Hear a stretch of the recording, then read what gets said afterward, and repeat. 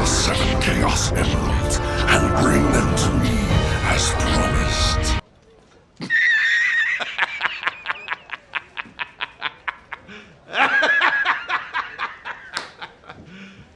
You serious? Ladies and gentlemen, I give you Shadow the Hedgehog, the game that finally answered to all those darker plot points from Sonic Adventure 2, and gave us a direct continuation of Shadow's character from both Sonic Adventure 2 and Sonic Heroes. But that's not all that it does. With 326 different possible paths and 10 unique endings. You serious? Not including the last story, there is a lot to unpack. I've been trying to do a run of the game where I complete everything.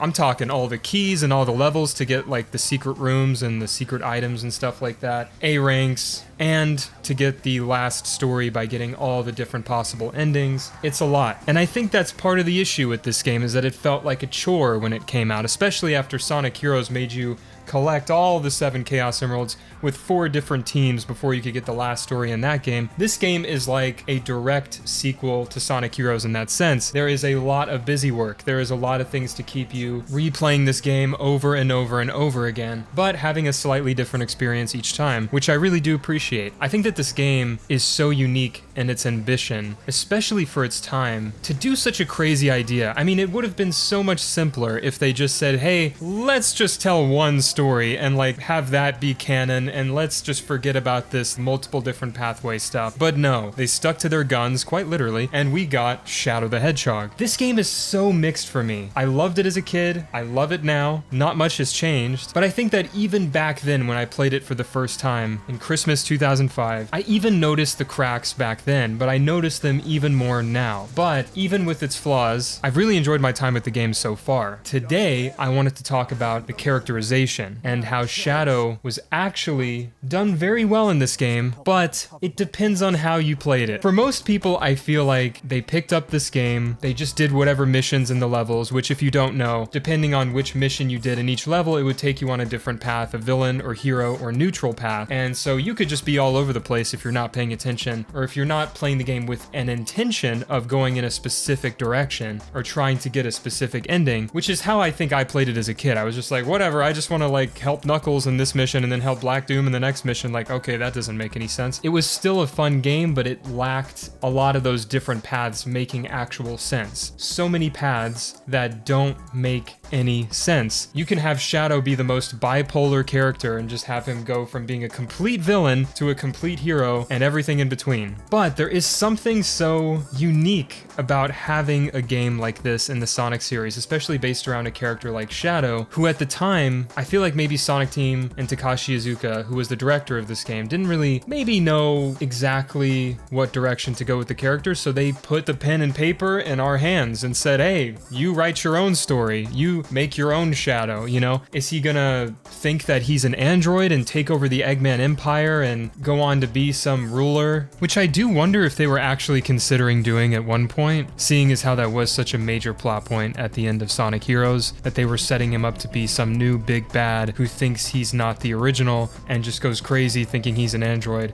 and takes over the Eggman Empire. Would have been interesting to see, especially those like 2-player kind of chrome-looking Shadow androids be maybe his minions and he controls them and runs this entire empire. Would have been really cool to see. Are you more interested in Shadow remembering who he was back from Sonic Adventure 2? The real Shadow, the Shadow we know and love, the Shadow we wish could come back, but ultimately he struggles to remember. And then you have the Shadow that could forget about the past, move forward with a new intention of just protecting the world that Maria loves and carving his own path forward. And then there's a Shadow that becomes completely evil and joins Black Doom. But then there's also a Shadow that just decides he's a bad person, I guess. How dare you defy me? I am Shadow the Hedgehog. I, and only I, know what is best. No one can tell me what to do. This is who I am. What? I am a no good piece of shit. This is who I am. What? And so, the point I'm trying to make here is that this game's narrative can feel extremely chaotic and just senseless, like there's no sense to be made out of anything that's happening. It's just things are happening. There's aliens now. Shadow's revealed to be part alien in this game, and it's a slight retcon from SA2 because they don't necessarily mention Black Doom. It's hard to say if they were saving it for a solo game, potentially, or just a future game in general, or that was a part of the intention from the beginning that Shadow does have alien DNA. It's hard to say what's true, what's not true, what their intent was from the very start of this character's creation. I mean, if you look at Terios, Shadow's prototype design, he has no sign of anything that looks like anything related to Black Doom, so most likely this was not the idea from the start, is my guess, but it's hard to say, like I said. But with that aside, I think that through all the cacophony of things that happen in this game, there are some really good moments with Shadow's characterization. Yes, there's the infamous line of, "You've got to be kidding me, guys. This is like taking candy from a baby, which is fine by me." it's like, all right, Shadow, calm down. But I think also has some hidden gems in it with really, really good emotional moments between Shadow and the Commander, who is also revealed in this game to have grown up on the Ark with Maria when he was younger. So I just love the way this game takes the plot of Sonic Adventure 2 and finds all the little air pockets in it of like missing pieces of story and things we just don't know, and it just fills all of them in. And if you play this game long enough, you're bound to learn something you didn't know, especially when it first came out, of course, but even now, with all the knowledge that people generally have, you know, I feel like people, even who haven't played Shadow the Hedgehog, know generally what lore was introduced during that time that affected the character moving forward, right? Especially with games like Shadow Generations now, it's cemented that no, Black Doom is actually a huge part, and he had just as much of an impact on Shadow as Maria and Gerald did, you know, so I think that it's good that he was not just this forgotten villain, you know, that he did have a return. Of course, I'm not going to be talking too much about Shadow Generations in this video, but it's good to see that a character like Black Doom is still relevant. But yeah, you know, just the scene where Shadow is confronted by the Commander is harboring all this hate for Shadow and just wants justice for what happened to Maria, and he thinks killing Shadow is gonna give him that. And then he realizes in this moment of trying to kill Shadow that Shadow loved Maria just as much as he did.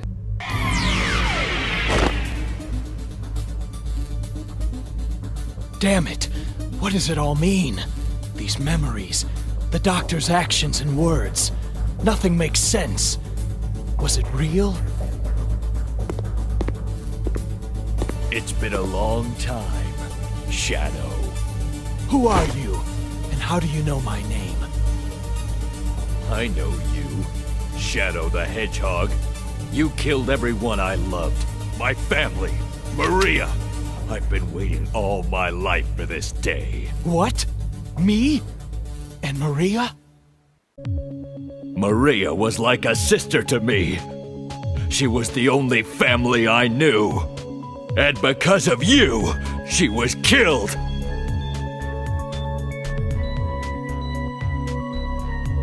Witnessing it all, the plan to create that horrifying evil creature.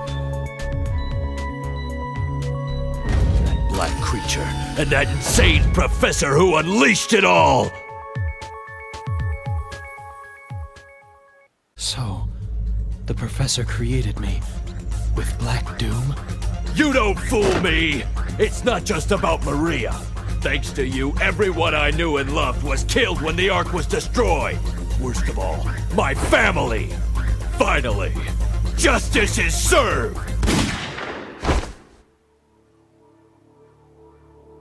If what you say is true, then I will respectfully accept my fate. You mean to tell me that you really don't remember a thing?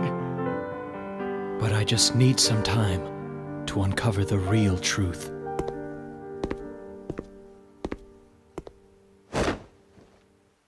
And he admits that he's like, well, if what you're saying is true, and if Maria's death really is my fault, then I'll accept my fate. But I need more time to find the real truth. I need answers, you know, and he walks away, and you can tell the Commander's just like, first of all, what have I become? Secondly, maybe I was wrong about Shadow. You know, even if this isn't the same Shadow, because he did lose his memory, right? It's still such a beautiful moment that he realizes that maybe I need to give him a chance, you know, and maybe this isn't as simple as just I kill him and everything's fine and the world is, saved and justice is served. It's not that simple. So I just think that that scene was so brilliant, and really it stood out to me even more when I watched it recently playing through that story path. And I'm not just talking about cutscenes, I'm talking about in the actual gameplay, being able to find these characters in the level and then see what they're up to and kind of help them with their mission is such a cool feature, and I wish we could see that return actually. I don't know if I want the multiple different pathways and not having any canon storyline, because really what's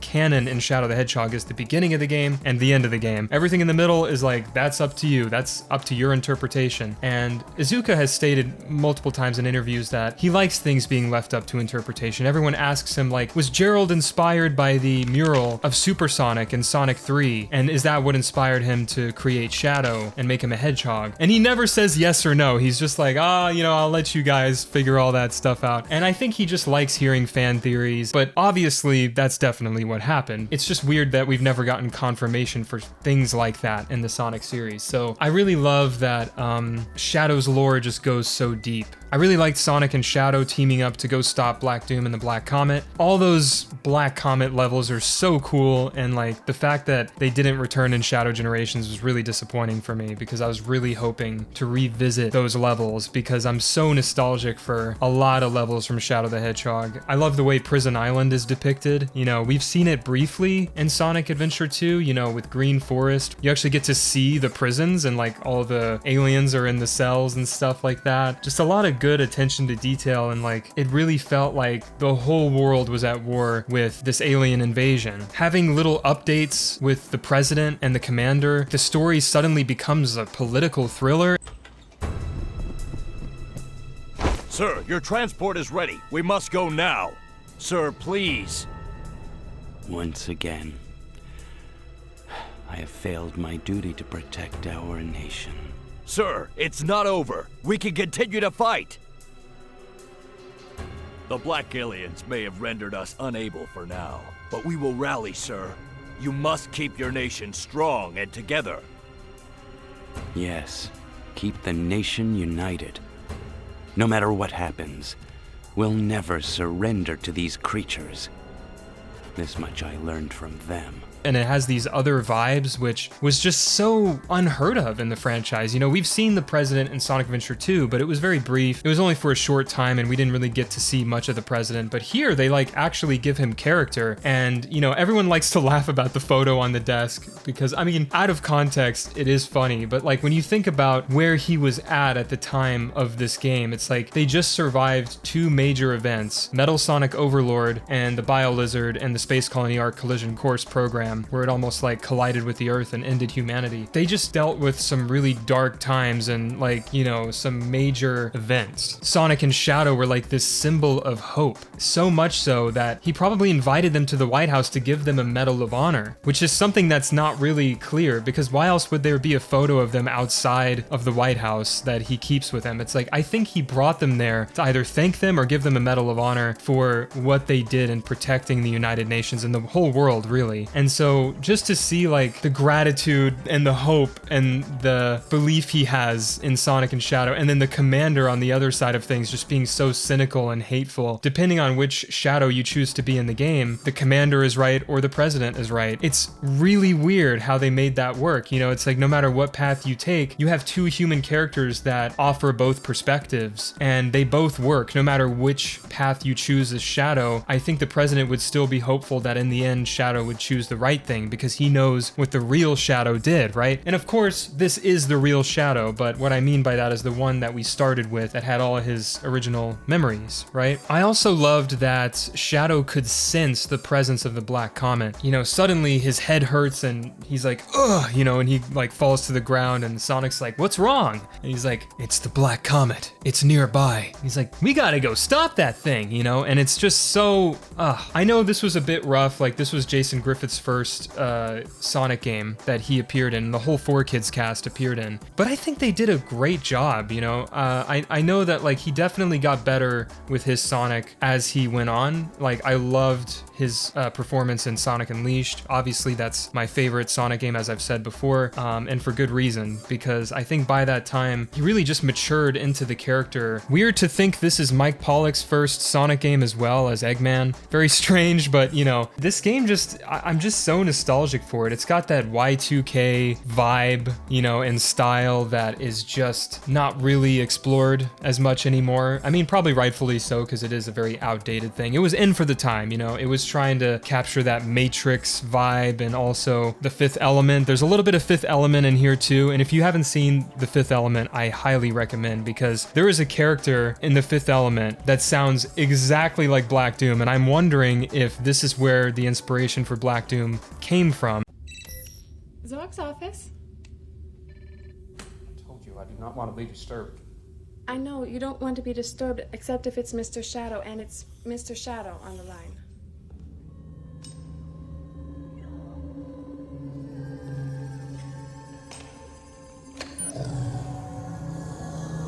It's me again. Zog here.